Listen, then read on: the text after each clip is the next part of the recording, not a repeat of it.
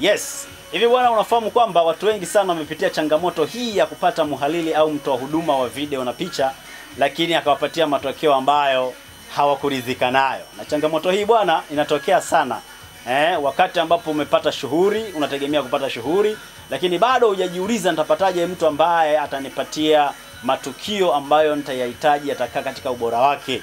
Jambo hili limewakumba watu wengi sana, wanatengenezewa videos ambazo kimsingi hazikizi mahitaji na yale matamanio waliokuwa nayo. Mtu mmoja bwana aliwahi kuja na akaniambia, mimi kuna mtu mmoja nimempatia kazi, akaniambia atanipatia drones, atanipatia vitu vingi, kweli aliahidi yule mtu. Lakini baada ya unetele kazi hakuna footage yoyote ambayo inaonyesha kuna drones imechukua.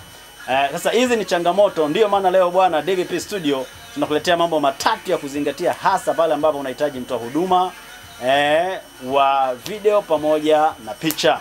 Jambo la kwanza, hakikisha unafahamu background portfolio, kazi zake za nyuma. Utafahamuje kazi zake za nyuma mtu huyu bwana? Tembelea mitandao yake ya kijamii, angalia Instagram, Facebook, anaposti nini? Kazi zake zikoje? Fanya analysis.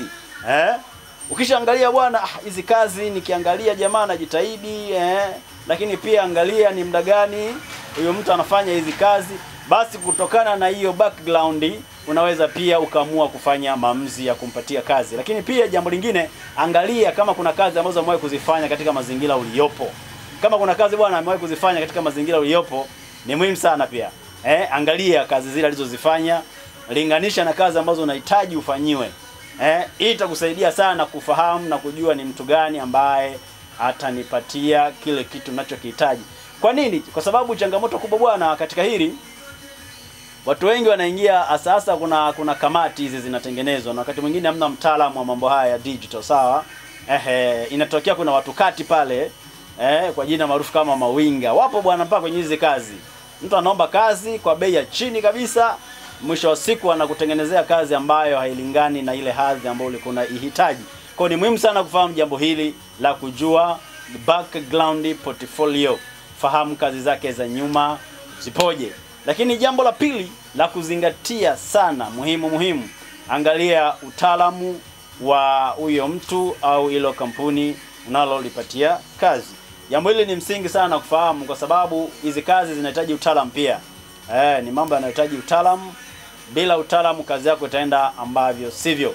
Kwa hiyo kadili sasa hapa zingatia, muhimu sana kuzingatia bajeti yako. Unaona bwana? Bajeti yako ni muhimu sana katika hili, kwa sababu kadili mtu au kampuni linavyokuwa linaendesha kazi zake kitaalamu zaidi, ndivyo ambavyo gharama zake ni kubwa zaidi. Unaona bwana? Kwa kama bajeti yako una shughuli kubwa sana, unahitaji watu wataalamu zaidi, basi ni bora sana ukaangalia wataalamu zaidi. Na mtaalamu wa kazi hizi bwana anafahamika, aidha tayari ashatengeneza brandi, anafahamika kwa watu wengi kwa maeneo uliopo, kwamba yule mtu bwana yule kazi zake ziko vizuri.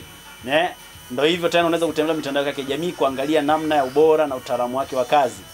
Na eneo hili ni muhimu sana, kama kuna mtu karibu yako anaweza akakusaidia kwa ushauri, ni mtu mwelewa wa digital contents, anaweza akakusaidia pia kumfahamu mtaalamu zaidi. Lakini pia kama una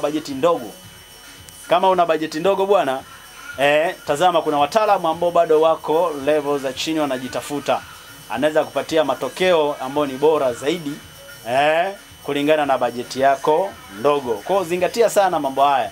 Jambo hilo ni la pili. Lakini jambo la tatu na la mwisho la kuzingatia hapa, angalia gharama. Angalia bajeti yako. Jambo la msingi sana. Unapotafuta mtoa huduma wa picha au video, jaribu kuzingatia pia gharama yako. Watu wengi wanapenda gharama ndogo, wanataka huduma bora zaidi. Mambo haya kama nilivyokuambia, vifaa vinavyotumika. Unaona bwana? Kwa hiyo unapotafuta mtoa huduma ambaye ana vifaa bora vya kisasa, manake kumbuka bajeti yake ni kubwa. Na nimekwambia kama bajeti yako ni ndogo, unaweza kuangalia sababu namba 2. Beginner anaanza kujitafuta lakini ni mtaalamu. Unaona bwana? Anaweza kufanyia kazi nzuri kwa vifaa vya standard kama gharama yako ni ndogo. Kama gharama yako ni kubwa, basi jaribu kuzingatia mambo haya yote ambayo nimeelezea, mambo matatu. Jambo hili limekuwa ni changamoto sana kwa watu wengi, hasa kwenye kamati. Sometimes kuna mawinga pale kati, unajua kuna mtu pale katikati pale anapita anawaambia bwana mimi naweza kazi hizi na hizi. Mwisho wa siku utakuja kujutia kwa kazi ambayo unaletewa. Kwa zingatia sana mambo haya. Kitu kingine ambacho ni bora zaidi ni kwamba DVP Studio bwana, tunakupatia matukio yote haya kulingana na bajeti yako. Bana, here for you.